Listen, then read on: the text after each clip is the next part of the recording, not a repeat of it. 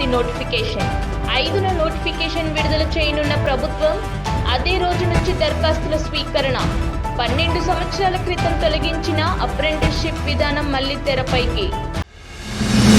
కలిసి చనిపోదామని railway track వద్దకు జంట. ప్రియుడు ఆత్మహత్య తర్వాత చివరి నిమిషంలో మనసు మార్చుకున్న ప్రియురాలు. రాజస్థాన్లోని బలోత్రా జిల్లాలో ఘటన. అతడికి అప్పటికే పెళ్లై 2 పిల్లలు.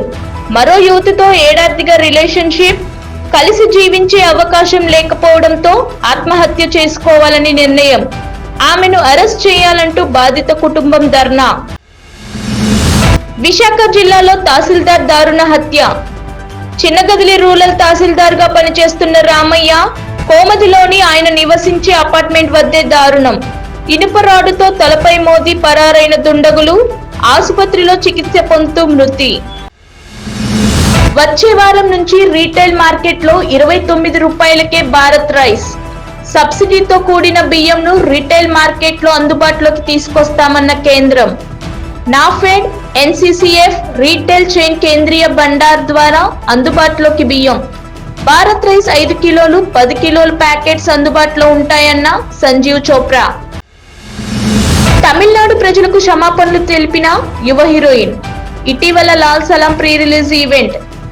ధన్య బాలకృష్ణ వ్యాఖ్యలు చేసినట్టుగా ఓ స్క్రీన్ షాట్ వైరల్. అది 12 ఏళ్ల నాటి స్క్రీన్ షాట్ అని ధన్య వెల్లడి.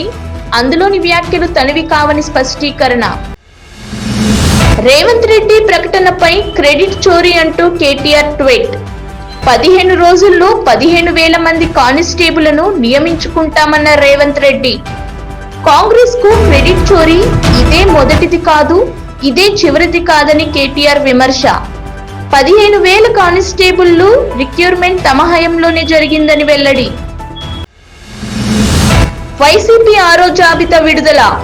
నియోజకవర్గాల ఇన్ఛార్జీలను మార్చుతున్న వైసీపీ. ఇప్పటి వరకు 5 జాబితాలు విడుదల.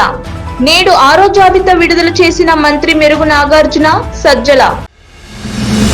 విజయవాడలోని సాయిబాబా మందిరానికి ₹1,00,000 విరాళం ఇచ్చిన యాచకుడు. ఇప్పటి వరకు 8.54 లక్షల విరాళం అందించిన యాదిరెడ్డి. ఆలయం వద్దే భిక్షాటన. ఇకపైన ప్రతి రూపాయి దైవ కార్యానికే వేచిస్తానని వెల్లడి. టీడీపీ తీర్థం పుచ్చుకున్న వైసీపీ ఎమ్మెల్యే. ఈ నెల 8 తర్వాత పార్టీ మారనున్న మైలవరం ఎమ్మెల్యే వసంత్ కృష్ణ ప్రసాద్. తన నియోజకవర్గంలో మంత్రి జోగి రమేష్ జోక్యంపై అసంతృప్తి. కాంట్రాక్టర్లకు ప్రభుత్వం బిల్లు చెల్లించలేదన్న ఆవేదన. రేవంత్ రెడ్డి ముఖ్యమంత్రి అయ్యాక మాట తప్పుతున్నారు Bandi Sanjay.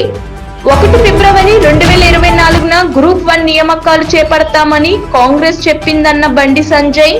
Deputy collector, DSP, commercial tax ఆఫీసర్లు మొదలుకొని 24 రకాల పోస్టులను భర్తీ చేస్తామని చెప్పారని వెల్లడి. కానీ ఇప్పటి వరకు వాటి ఊసే లేదు, కనీసం నోటిఫికేషన్ వేయలేదన్న బండి సంజయ్.